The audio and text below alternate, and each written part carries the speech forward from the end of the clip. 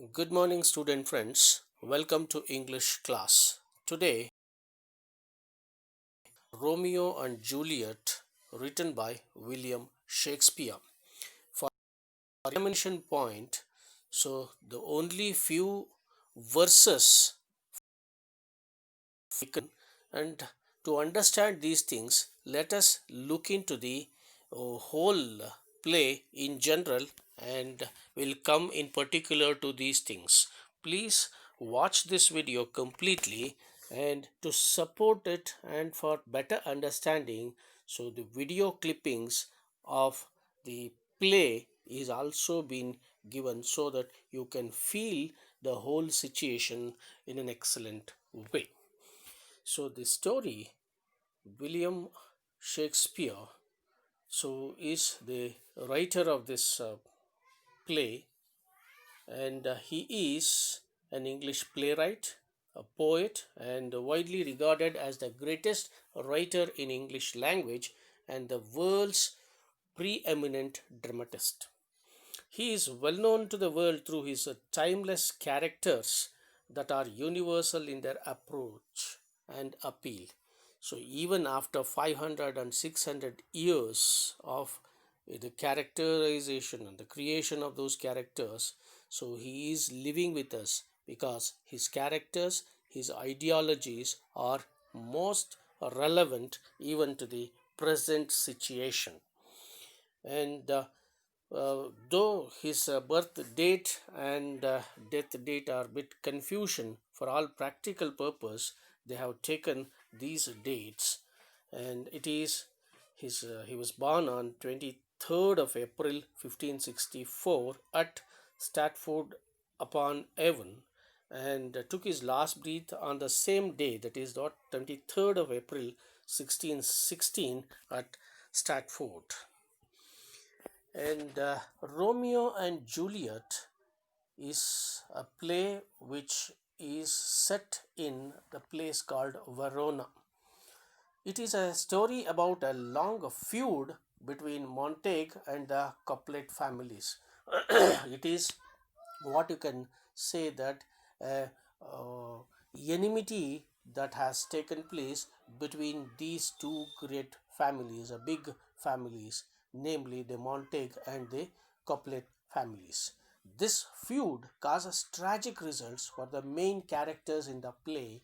And who are the main characters? They are Romeo and Juliet. The events contrast hatred and revenge with love and a secret marriage, forcing the young stars crossed lovers to grow up quickly and die tragically in despair. That is the reason for that. Their main tragedy, the cause for the tragedy is only the enmity and hatredness between these two families. Before that, let us have a quick glance of the whole story of Romeo and Juliet.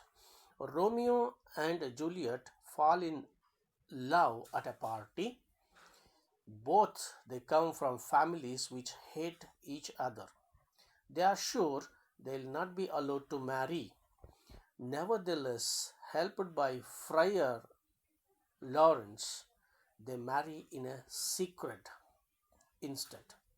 Unfortunately, before their wedding night, Romeo kills Juliet's cousin in a duel, in a drunken quarrel, and in the morning he is forced to leave her. If he ever returns to the city, he will be put into death. That is what a thing. So, Juliet's parents told her she must marry Paris. Her parents do not know she is already married. That is what a thing. So, and she refuses in the beginning because she has already married in secret with Romeo. But later she agrees to the words of parents because she plans to fake her death and escape to be with Romeo forever. That is the plan, and she takes the help of Friar Lawrence for these things. That is what man proposes. So, what happens? Let us see that. Friar Lawrence designs the plan. He gives Juliet a sleeping potion. She appears to be dead and was put in a tomb. However, Romeo doesn't know about the plan, visits a grave, thinks she is dead, and kills himself. When Juliet finally wakes up, she discovers that Romeo is dead and then kills herself. So, this is what a tragic death that happens. So, it is a tragic end which you could see between these young lovers. And what we could see is that man proposes, but God disposes. The context of the uh, dialogues which you could see there, exceptions which you could see here, the verses is here. The two noble families of Verona, the Capulets and the Montagues, were sworn enemies. Romeo and Juliet belonged to the rival families.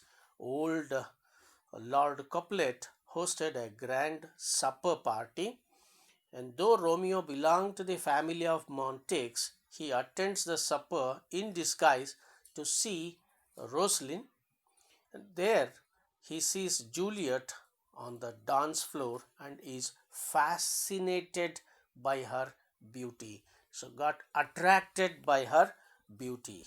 After the dance, he learns that she is the daughter of Lord Capulet. She feels attracted to the man from the enemy family. The following verse, which you are going to see in the next slide, is an implicit feeling for one another. Oh, she doth teach the torches to burn bright. This is what uh, Romeo says about. Oh, she doth torch the teach the torches to burn by bright. It seems she hangs upon the cheek of night. As a rich jewel in an Ethiop's ear, beauty too rich for use, for earth too dear. She shows a snowy dove trooping with crows, as yonder lady over her fellow shows. The measure is done. I'll watch her place of stand, and touching her, make blessed my rude hand. Did my heart love till now? Forswear it sight, for I never saw true beauty till this night. It's an excerption taken from Juliet and Romeo, the play, Act number 1, Scene 5. Let us go in detail of these things. Oh, she doth teach the torches to burn bright. So what you could see, so it is better we spend some time here on this line. So what it is, she shows the torches how to burn bright. That's the meaning of it. The torches don't actually seem to be at all bright when compared with the brightness and radiance of Juliet's beauty. So the torchlight is very dim. So that's what he says, that it is she who shows the torches how to shine bright, how to be bright. That means her beauty is bright. So doth stands for does. Bright means shining, sparkling. So the Romeo is, in this play, Romeo is saying that the torches lights are poor. They have to learn a thing or two from Juliet about how to shine brightly. And the rest of the entire speech is an elaboration of the idea of the same thing, where there is a lot of comparison that is made between uh, Juliet and the rest of the people in the party. So let us look into the second line.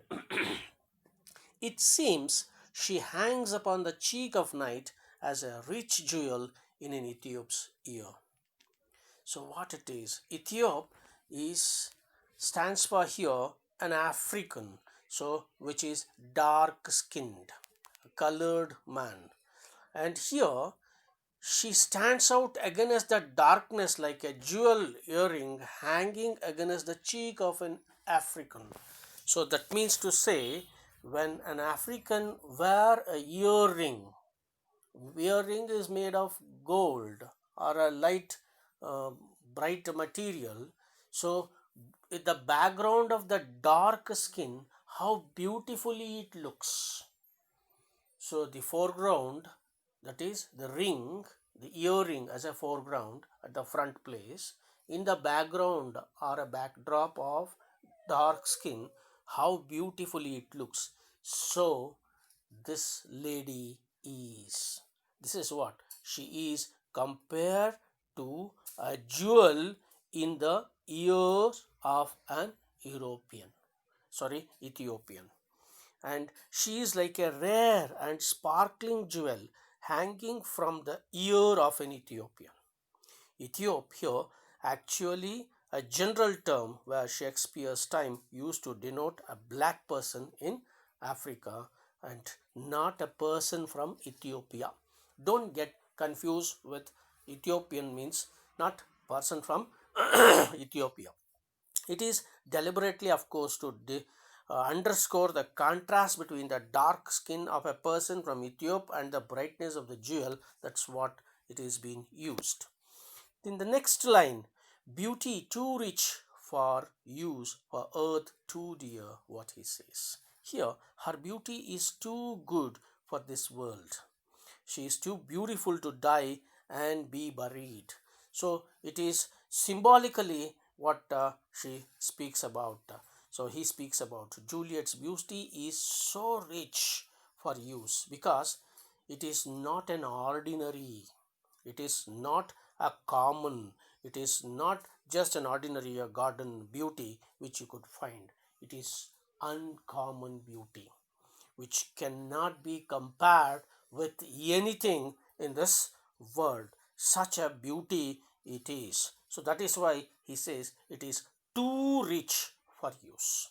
And it is like the finest jewel that are too precious to wear out and about all the time. So that's how he says that beauty too rich for use, for earth too dear.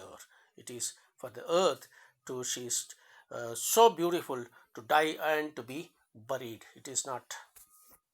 Then he goes to the next, what he says. So shows a snowy dove trooping with crows as yonder lady over her fellow shows. What it is? It is she outshines the other women like a white dove in middle of a flock of crows. So here troop stands to move, gather in a crowd. Yonder means over there. She shows a snowy dove. So the dove is a bird, a white bird, snowy dove. That's what you call it. So snowy dove is a snowy means snow means white in color. So snowy dove. She is like a snowy dove.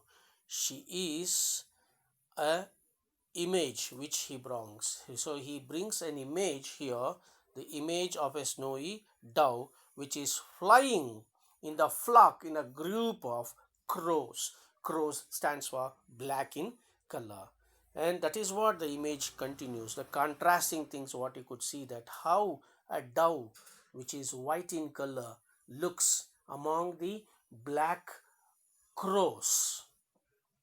In the same way she is looking. That is what he brings out the image here. In the next thing, so from this line we could also see that Juliet's fellows are her friends and Romeo is not very polite about Juliet's female companion because he calls them as crows, black in color, and where she is of white, which cannot be compared to these two. Then, the measure done, I'll watch a place of stand, and touching her, make blessed my rude hands. What it is, the measure done means the dance which was going on in the party ended. Measure, dance, done. It is over, completed. So when the dance is over, that's what he says, I'll see where she stands. So he wants to see that where she goes and stands there. Why he wants to see that? Because then I'll touch her hand with my rough and ugly one. So then he wants to touch her hand and feel the beauty. So, and he agrees meanwhile that his hand is rough and ugly. So, this is how he wants to say that he wants to go near the lady after the dance and feel her and wants to touch her. So now he raises a rhetorical question at this moment. So, what is that rhetorical question? Did my heart love till now? Forswear it, sight, for I never saw true beauty till this night. So, what it is? He concludes with a rhetorical question. So, what is that rhetorical question? Did my heart love till now? So, a rhetorical question means a question which contains answer within it, where no one can answer it. So, did my heart love till now means it is a rhetorical question. No, it did not love till. That is the meaning of it. So, that's what I said. So, did my heart ever love anyone before this moment? So, that's what the modern English translation is. Yes, the eyes were liar then because I never saw true beauty before night. So, means Romeo concludes in his speech by asking a rhetorical question whether his heart really did love anybody before he met Juliet. The big answer which you get for this is no. He has not in love with or fall in love with anybody till that. He forswears or rejects any notion that he truly loved anyone. So, but so in the initial stage, remember that he came to that party to meet or to see Roseline, but fortunately or unfortunately, he was caught up with the beauty of Juliet and he forgets Romeo. So that means, so he forgets Roseline. That means he is not in love with Roseline till. So who came? So Juliet, and he was, attracted by her bewitching beauty. Now that, so he has seen a true beauty, and that beauty name is Juliet. So what happens next? So you could see that the whole thing is what we have seen is a soliloquist. Soliloquist is a technique which is being used in Shakespearean plays during the performance of the dramas. So in those time, see the internal talk of the characters, how to utter to the audience. So what they used to do for that, so the character used to come to one side of the stage and say it loudly, so to the audience. That is the internal talk of the person, the mental talk of the person is being narrated or told to the audience, and the whole thing is a soliloquist. It is what internally that happens, internal dialogue that happens within this person, Romeo. So to sum up all these things, what we have seen hitherto is that Romeo stared. She was so beautiful that she made the torches around the hall appear to grow dim. The here she stands for Juliet, and Juliet was a dazzling jewel illuminating the dark night sky. She stood up, she stood out from the other girl like a snowy dove in a field of crows. And she, oh, what she says, he could never find the words to describe her. Ultimately, that is what I think. And she couldn't be real. Such beauty wasn't possible. That is what he felt. and he says ultimately what he says finally, I don't believe what I am seeing. He said aloud and pushed his mask right up to the top of his head to see better. So what we could see all these things, the whole thing is enacted beautifully, and just watch the clipping which follows here by giving all the notions whatever hitherto you have learnt.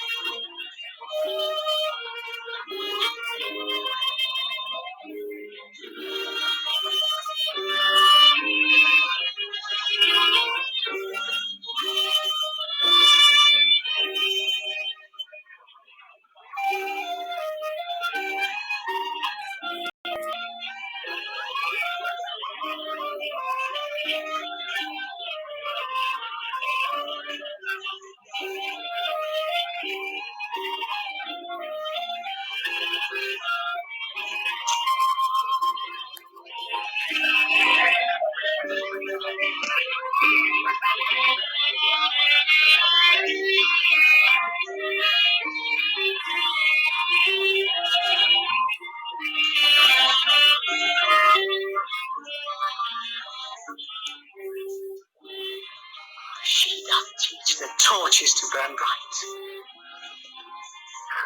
It seems she hangs upon the cheek of night as a rich jewel in an Ethiop's ear. Beauty too rich for use, for earth too dear. So shows a snowy dove trooping with crows. Shows.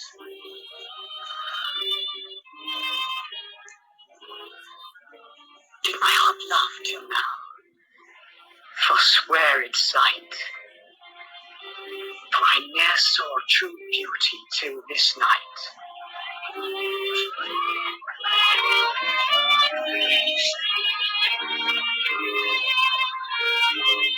This night boy should be a Montague.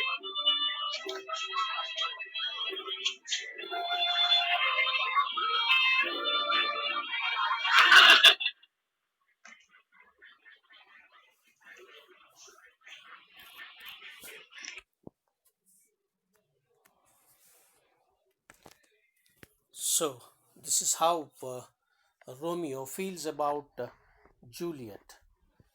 So now let us come to the another thing. In Act 3 of Scene 2, it is Juliet's uh, outbound feelings which is expressed beautifully, which is being given for your study. So let us look into these lines which it goes on. So the lines are like this: Come night, come Romeo, come thou day and night, for thou wilt lie upon the wings of night. Whiter than new snow on a raven's back, come, gentle night, come loving, black browned night. Give me my Romeo, and when I shall die, take him and cut him out in little stars, and he'll make the face of heaven so fine that all the world will be in love with night, and pay no worship to the garish sun. So this is how she feels it. So let us see line by line what it is in detail. So it is the situation will be like this: Juliet in her chambers begs night to fall so that Romeo can at last leap into her arms, come to her arms and perform the arduous rites of love. Juliet is excited to spend time with Romeo, and she wants Romeo, her day in night, that is what she calls, to come to her on the wings of night. That's what she feels. And she predicts that when she dies, the constellation, that is the stellar system which you could see in the space, will cut Romeo's face into stars, arrange them in such an image, and cause the whole world to fall in love with night while scorching the garish sun, forgetting this sun, bright sun. So the whole world should fall in night. So this is how Juliet wants her Romeo to be immortalized. So immortalized means one who is having no death. Mortality means death. Immortality, no death. So she wants her man to be immortalized in such a way. The day has grown terribly tedious as she waits like an impatient child to wear her new robes and possess the mansion of love she has recently bought. So let us see that the lines how it goes on. And Juliet's speech in this scene shows her desperately looking forward to meet her man and Romeo, and thus wants to be with him always. The language what she uses, however, as she attempts to express her feelings is inherently violent. She invokes the Elizabethan use of the phrase die, which is an euphemism for orgasm. She also talks about cutting Romeo up and scorns the traditionally welcoming light of the sun in favor of anticipating the dark, fathomless night. So, this is what. So, let us see the first three lines what it is. Come, night, come, Romeo, come, thou day in night. For thou wilt lie upon the wings of night, whither than new snow upon a raven's back. So what you could see, though, is a old English which stands for you. Raven is a large glossy black bird, so which is black in color, and so we could not see such kind of birds here nearby. So we could think it as a crow as an example of, but not actually crow. So we could think it is something like a crow. Wilt stands for will. That's what I think. So he says, come night, come Romeo. Let the night come so fast, and she wants her Romeo also to be with her. Come Romeo. You are like a day that comes during the night. So she calls Romeo as a day when he comes in the night. That is what I think. You're whiter than the snow on the black wings of a raven. So Romeo calls Juliet as, remember in the previous verses, as a dove, a snowy dove. So that is a white dove. Now she calls him as a whiter whiter than a snow. That is what I think. So that's what she uses. So for thou wilt lie upon the wings of night, whiter than a new snow upon a raven's back. So on the back of raven, that is the bird, so you are coming and you are whiter than the snow. So that's how she feels about it. And then come, gentle night, come, loving, black browned night. Give me my Romeo, and when I shall die, take him and cut him out in little stars. So, what she says, come, gentle night. So, he wants the night to be very gentle and loving and dark night, she wants it to be. And give me my Romeo. and she's very possessive in nature. That's why she says, give me my Romeo. It's not give me Romeo, give me my Romeo. And when I die, that's what she says, when she dies. So what she expects Romeo to be, turn him into stars and form a constellation in his image.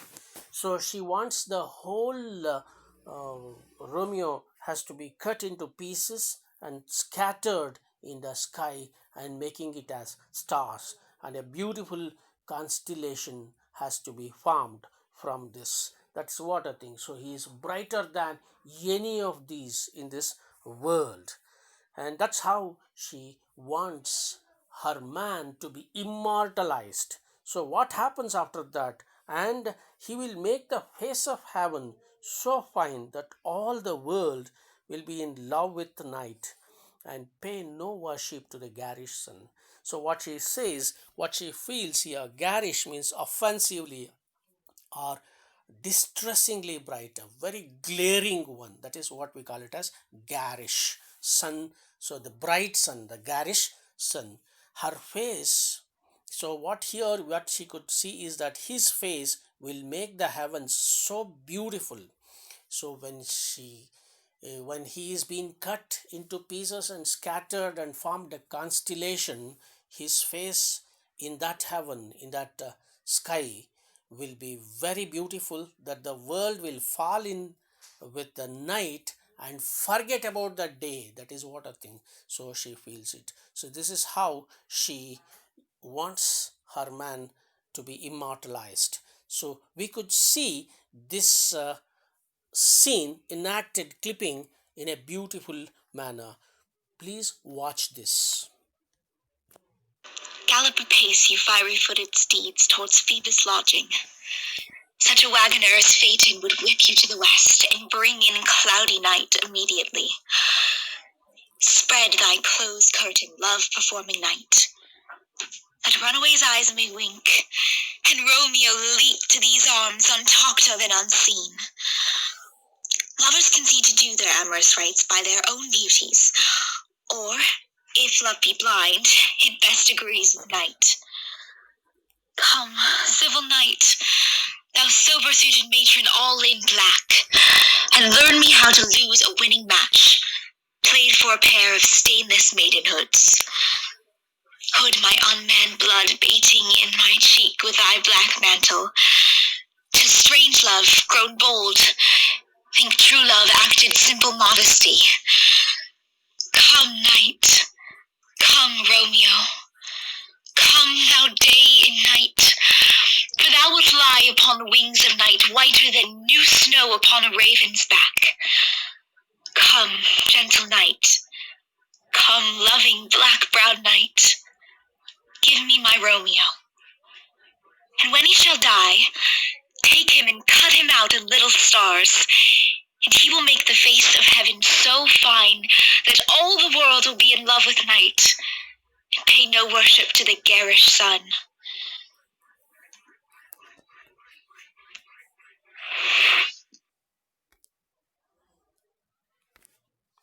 Thank you for watching this. We'll meet again with another chapter. Thank you. Thank you.